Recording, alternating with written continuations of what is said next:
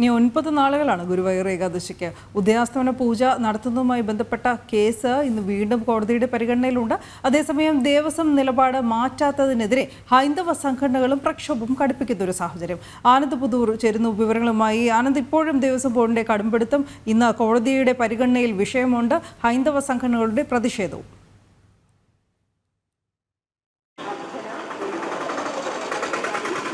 തീർച്ചയായിട്ടും മനു, അതായത് നമ്മൾ കണ്ടതാണ് ഇത്തരത്തിലൊരു തീരുമാനത്തിലേക്ക് ദേവസ്വം ബോർഡ് എത്തിയിട്ട് മാസങ്ങളായി.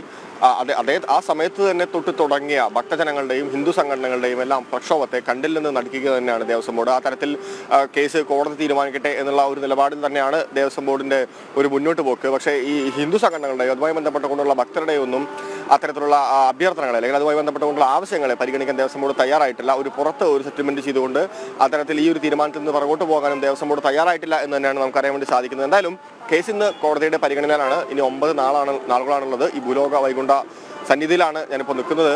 അത് കഴിഞ്ഞാൽ ഡിസംബർ 11 ഏകാദശിയാണ്. ഏകാദശിക്ക് നടത്തുന്ന ഉദയാസ്തമന പൂജ, അതും നൂറ്റാണ്ടുകളായി ശ്രീ ശങ്കരാചാര്യർ ചിട്ടപ്പെടുത്തിയ അനുഷ്ഠാന ക്രമങ്ങൾ പാലിച്ചു പോരുന്ന ഈ ക്ഷേത്രത്തിലെ ഏറ്റവും പ്രധാനപ്പെട്ട, പ്രത്യേകിച്ച് അന്ന് പ്രതിഷ്ഠാ ദിനം കൂടിയാണ്. മാത്രമല്ല ഈ അർജുനനെ ശ്രീകൃഷ്ണൻ വേദം, അതായത് ഗീതോപദേശം ഉപദേശിച്ച ദിവസം കൂടിയാണ് അന്ന്. അപ്പോൾ എല്ലാം കൊണ്ടും പ്രത്യേകതയുള്ള ഒരു ദിവസമാണ്.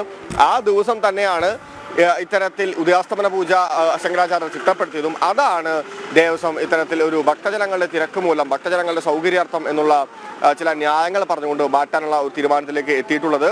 തന്ത്രിയും ദേവസ്വത്തിന്റെ നിലപാടിനൊപ്പം തന്നെ നിൽക്കുകയാണ്. എന്തായാലും ഇതിൽ പ്രതിഷേധം കടുക്കുന്നുണ്ട്. കഴിഞ്ഞ ദിവസം നമ്മൾ കണ്ടതാണ്, ഗുരുവായൂർ തന്നെ ഭക്തജന കൂട്ടായ്മകൾ നടത്തിയിരുന്നു. മാത്രമല്ല വിവിധ രംഗത്തെ ആചാര്യന്മാർ ഇതുമായി ബന്ധപ്പെട്ടുകൊണ്ട് പ്രതിഷേധമായി രംഗത്തെത്തിയിട്ടുണ്ട്. ദേവസ്വം ഈ തീരുമാനത്തിൽ നിന്ന് പിന്നോട്ട് പോകും എന്ന് തന്നെയാണ് പൊതുവെയുള്ള ഭക്തജനങ്ങളുടെ പ്രതീക്ഷ.